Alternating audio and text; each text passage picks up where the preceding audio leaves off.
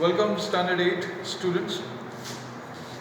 Today I am going to discuss about the topic user interface. As I had already told you in the previous class, that an interface is nothing but a mode of or a link that is established between the user and the computer system. So there are two types of user interface. The first one is your command or character user interface. Let's see the definition of this. In this type of user interface, the user needs to remember commands. So he or she interacts with the computer system using commands. So if the user forgets the command, he or she is unable to interact with the system. So in a command or a character user interface, the user needs to remember the commands. One of the most important example of user interface is this command user interface is MS-DOS. Let's see the features of MS-DOS. MS-DOS is a single user operating system. MS-DOS is also a command or a character user interface. MS-DOS can be brought to use today, at this juncture, that is the present moment. It can be used in Windows. It is a portable operating system. Then comes the booting. Now what is booting basically? Booting is the startup procedure of a computer system. That means when we switch on the computer, what happens? The first is post takes place. The post means power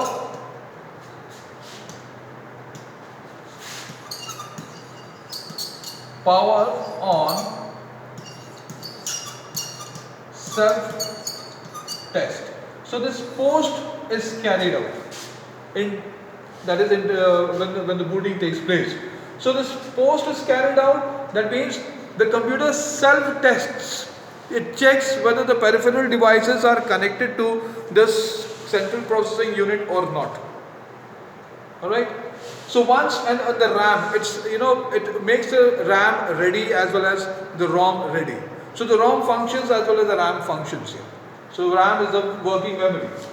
So soon after this, what happens? The system files are loaded, especially the IO.sys, MS.sys, command.com, and auto.exe. BAT. Now IO.sys and MS.sys, these two, their attribute is hidden. That means you cannot see them in the normal case. You have to change the attribute in order to view them. Then we have a command.com, which contains all internal commands that are present that are used to operate the computer system. Then you have a batch file known as auto.exe batch. What exactly it does is it forms a sequence. It forms a sequence of all the operations that is carried out by an operating system. The types of booting. There are two types of booting. The first one is called cold booting and the second one is known as warm booting. What does cold booting means? How it is different from warm booting? In case of cold booting, it requires the computer to start. That means from the beginning the computer is switched on, post is carried out, and thereafter the system files are loaded in the working memory or the main memory or the RAM memory. In case of warm booting, the computer is already switched on. That means post has already occurred. However, the system hangs. So when we restart the system while it is already on, when we restart the system, then what happens? The warm booting takes place. So this is how a cold booting is different from warm booting. Let's move on to the next one. The second user interface is graphical user interface. Now in this, let's see the definition. In this, what you call in a graphical user interface, the user need not have to remember commands. All that he or she has to do is, by pressing the mouse button, by clicking at certain options available on the desktop, available on the other windows, on the application windows, the user is able to interact with the system. So here the user need not have to remember the commands. Then what happens? Windows in this case is a very good example of graphical user interface. You find it's a menu based. Okay, it's a menu based operating system. So that's why it is called a graphical user interface. There are several versions of Windows that was carried out, that was made, that was developed. It was Windows 95 that brought about a revolution. That means earlier Windows were embedded in DOS, means it used to work with the DOS. First we used to boot the system using DOS and MS-DOS, and thereafter the Windows used to work, the earlier versions of Windows. But from 95 onwards, Windows started embedding the MS-DOS. Now MS-DOS was present inside Windows, within the Windows. So through the Windows, we were able to work with MS-DOS. That is the main importance of Windows 95 onwards. And today we know we have so many Windows versions. You are quite aware of it. Let's see the next one. The basic task of Windows as an operating system. The first one is it activates the peripheral devices. Remember, during the post, it checks whether all the peripheral devices are connected or not. And once they are connected, they are activated. Second, it recognizes the instructions from the input devices. The input devices, when we start typing or when we use the mouse click, it is able to detect the mouse click or the instructions that we give or we provide through the input devices. Third, it sends output to display units. When I have said units here, it refers to the monitors as well as the printers, scanners, whatever it is, the output devices. So it sends the result when we have whatever we have, that is to the output devices. Then it manages and controls all the peripheral devices. Now what happens, like every device is given a certain slot. Now suppose if I am using a mouse click at the same time using a keyboard. Now first come first serve basis. Whichever is struck first will send the signal first, and thereafter it is the operating system that manages and it controls them as well.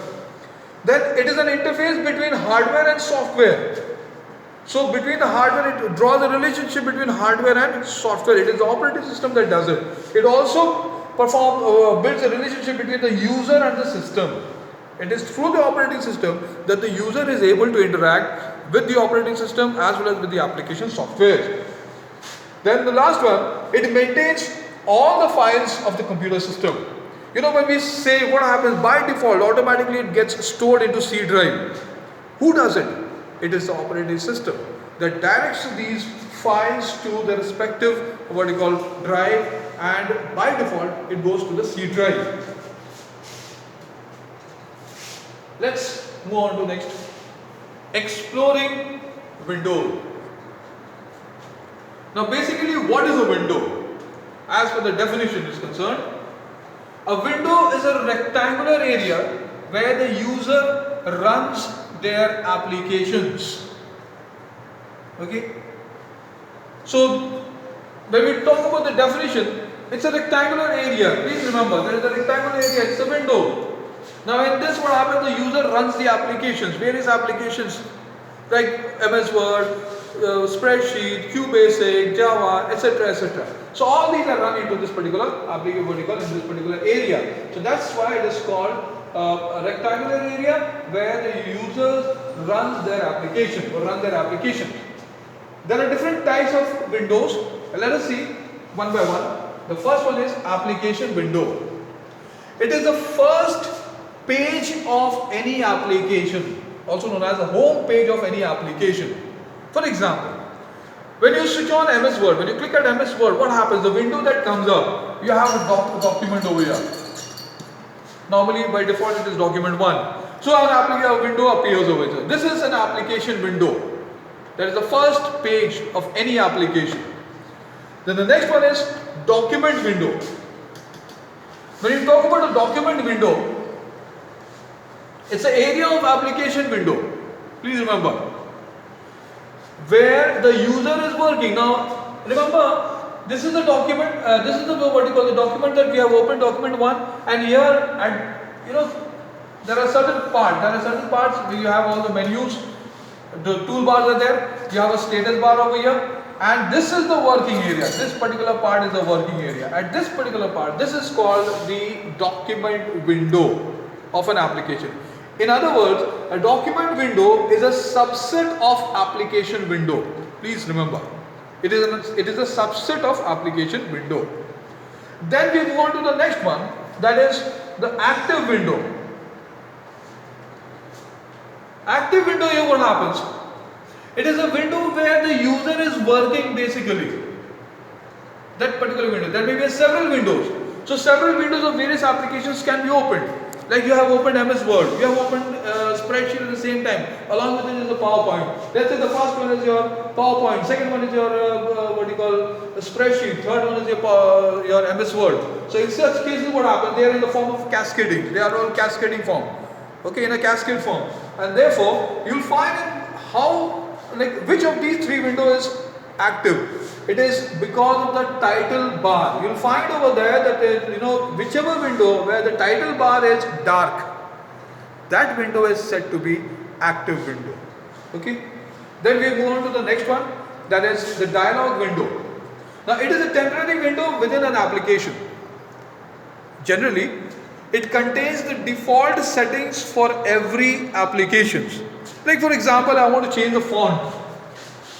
So what happens? What do you see over there? You write over there that is when you click at font on the standard toolbar. When you find on the menu bar, you find the font. The moment you click at font, what happens? A drop-down list appears, and there you have, or what happens? A dialog window appears. Not just a drop-down list, but a dialog window appears. This one. Now this dialog window has font size, font shape, style, and all those things that are there. You just click one of them. Suppose you want to increase the size of the font. So what happens? You click at the size, and accordingly you set the size.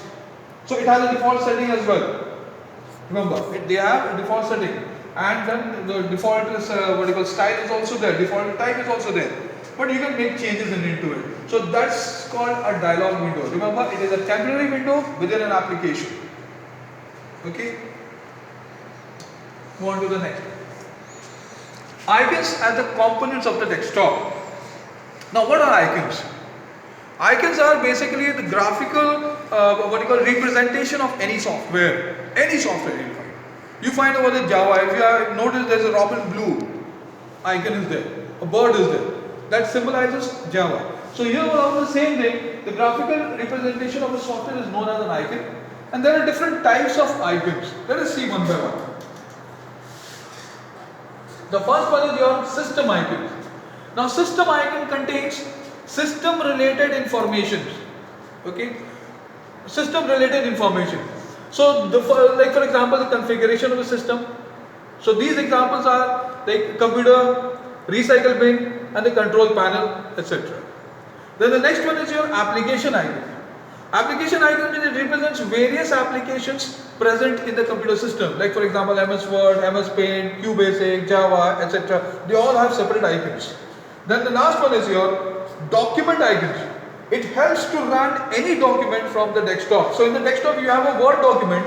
If you click at Word document, what happens? The Word application will start functioning. Is that clear? So I hope with this we've come to the end of your first chapter, that is operating system. Right? So be safe, be at home, enjoy yourself. God bless you.